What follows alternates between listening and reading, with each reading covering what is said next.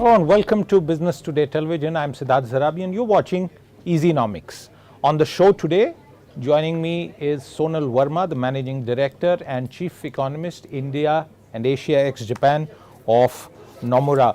Welcome to the show, Sonal. Very good to have you with us, especially after a rather interesting report, your Asia special report earlier this month, which says that the RBI is set to pivot on its monetary policy. Tell us, why do you think that is likely to happen? Thanks for having me, Siddharth. So, a lot has changed actually in the last couple of months. Domestically, we have had a downside surprise in Q1 GDP at 6.7% compared to the RBI's projection of 7.1. Now, a lot of debate about whether this is transitory because of elections and will rebound. We think it's likely to continue to disappoint. Second, we have seen a decline in food prices in the month of August, based on which we think the July-September quarter CPI is likely to average below what the RBI guided for back in August. They said it's likely to be at 4.4. We think it's going to be at least 50, 60 basis points below what the RBI said. And third, globally, of course, things are changing. There are downside risks emerging in terms of US labor market and US growth outlook.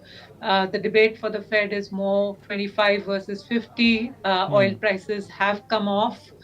So things are changing both globally and domestically. And therefore, we think that India's monetary policy is also at an inflection point. Sonal, your report explains why you differ from the consensus, and you also cited the RBI minutes, which have 4 reasons for the status quo. When the members talk about no signs of food inflation pressures declining and the risk of elevated food inflation spilling over into household expectations, what are they trying to say? Are they just being extra cautious? I mean, surely they have been right in that we've seen various food price shocks in the last 12, 18 months. And particularly vegetable prices have seen multiple upside shocks. So they've been right on that. But we do think things are changing at the margin, because the progress on Kharif sowing has been positive, which should bode well for rice prices. If monsoons are good, the soil moisture is good, then that should also be positive for wheat prices going forward. And pulses, which particularly in Tur, where we've seen a rapid escalation in prices in the last 12, 18 months. Our sense is that there should be a significant increase in sowing and production this year, because pulses follow what we typically call a cobweb cycle. You see higher prices, farmers plant more, that leads to more supply, but then that supply leads to a glut, and then prices come crashing down, farmers sow less. So it's sort of a cycle, and we think we are at that point where production of pulses will pick up, which should put downward pressure on pulses inflation. And spices is one category where, again, in the last 2 years, we've seen very high double-digit inflation, which has reversed. We are now in the negative territory on spices inflation on the CPI basket, and we think it'll go further into negative. So things are changing at the margin. I mean, vegetables remain a source of upside and downside risk, but the broader food basket, we think, looks more positive. I think the second area where we are actually a lot more positive, and this has been a source of concern for the MPC, at least some members within the MPC, is that we have not seen any spillover from these repeated food price shocks in terms of any second round effects. If anything, in the last 12 months, core inflation has continued to disinflate. rural wages remain stable, urban wage growth is coming down, and the trend in household inflation expectations is also down. So, yes, we have seen food price shocks, but things look more positive. And even when we saw food price shocks, there were no second round effects. And so I think the concern around those second round effects is a bit exaggerated in our view. Since you've spoken about inflation quite a bit, what about growth? How are you reading the growth data so far, and what is likely to happen for the rest of the financial year? So FY25, we recently lowered our GDP growth projection from 6.9% to 6.7%. This was on the back of the disappointing Q1 GDP growth relative to expectations. The disappointment in Q1 was partly because of the elections. Government spending slowed down. That, of course, we know spending is going to pick up and that will reverse. But beyond that, there are other concerns that are emerging. One is on the urban consumption side, we are seeing signs of softness in data such as passenger vehicle sales, where demand has been soft, inventory is picking up. On the industrial side, at the margin, things seem to be softening in terms of demand for cement, the sales of medium and heavy commercial vehicles, which have degrown on a year-over-year basis in the last couple of months. And third, on the external side, US data out of Germany shows it is on the precipice of a recession, and China has been soft for quite some time, and we don't see any real turnaround in China. So on the whole, we think there are also signs of slowing down in global growth, which will have some spillover onto India. And I think the final thing that I would say is on the credit growth side, part of the consumption demand, to the extent that it was supported by very strong consumer credit growth. On that, the macroprudential tightening that the RBI has been doing is extremely prudent.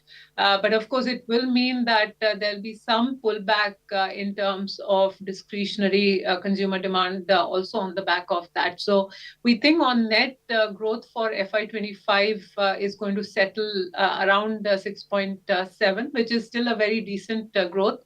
But of course, we think it'll be below the RBI's projection of 7.2% for FY25. And just one final thing, Siddharth, I think the global risks actually are building up. There's a lot of uncertainty on how things will play out in 2025, which in turn could have implications for FY26 growth as well. Because right now the assumption is that things will stay at 7 plus in terms of growth in FY26. I think there are lots of uncertainty, but we think downside risks are also building up for that. Okay, so viewers, Sonal has explained very clearly why they differ from the consensus, and if the consensus view is different and you have spoken about a different kind of scenario, what is the rate cut cycle going to be like? How deep will it be, and what can we expect? So our expectation is that the terminal rates in this cycle is likely to be around 5.5% compared to 6.5%, which is the current repo rate. So we're looking at 100 basis point in cumulative rate cuts in this cycle as of now. And in terms of the timing of the cut, we think the first rate cut is going to come through in October, which is not the consensus view. The consensus expectation is that the RBI is going to change the stance in October and then start probably easing in December or later, and that the total cuts in this cycle will be maybe 50 basis point. So we have a slightly different view. We think the timing of the cuts will be a lot more front-loaded, and the extent is going to be a lot deeper than what consensus is building in, primarily because of the downside risks that are building up for both growth and inflation. And with oil prices now hovering closer to $70 per barrel, that actually further brings relief in terms of the forward inflation outlook. And we need to understand that monetary policy works with long lags.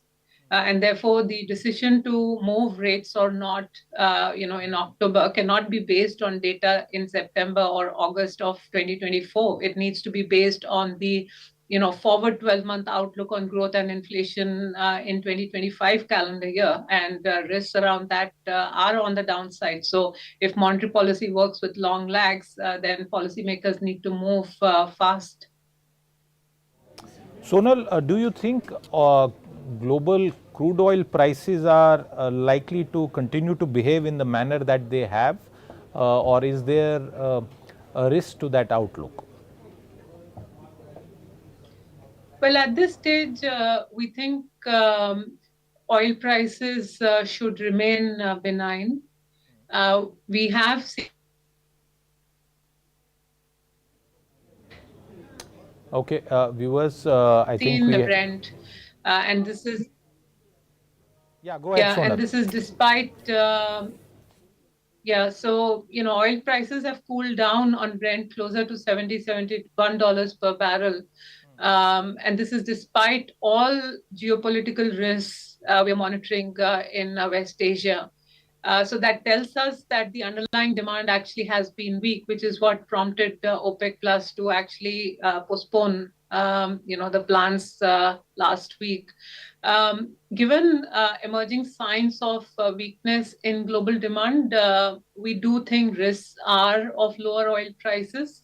And at least from India's perspective, therefore, oil prices should be favorable in terms of the outlook for inflation and current account going forward. Sonal, given what you are saying in terms of the rate cuts, what kind of impact can we see on account of that from growth, from a consumption spending perspective? What kind of impact would it mean, say, a couple of quarters after this cycle comes into effect? You mean in terms of the impact on the growth rates? Absolutely. So the starting point, FY24, we started out at 8.4% on GDP growth.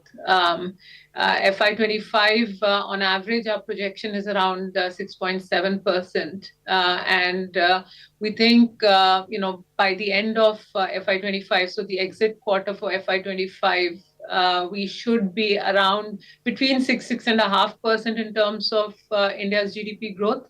So that's our current projection on the big assumption that the US economy will be able to achieve a soft landing. If that is not the case, then there would be more downside risk to India's growth as well. In the current situation that we are seeing, government spending in the first quarter of the year was obviously impacted by the election quarter. We now see attempts by the government to sort of get that whole engine up and running. Given the way government spending happens, the nature of the spending, including some of the capital intensive sectors, what's your own sense? Will it deliver the kind of growth that we are expecting, or are we likely to not achieve the amount of targets that the government has?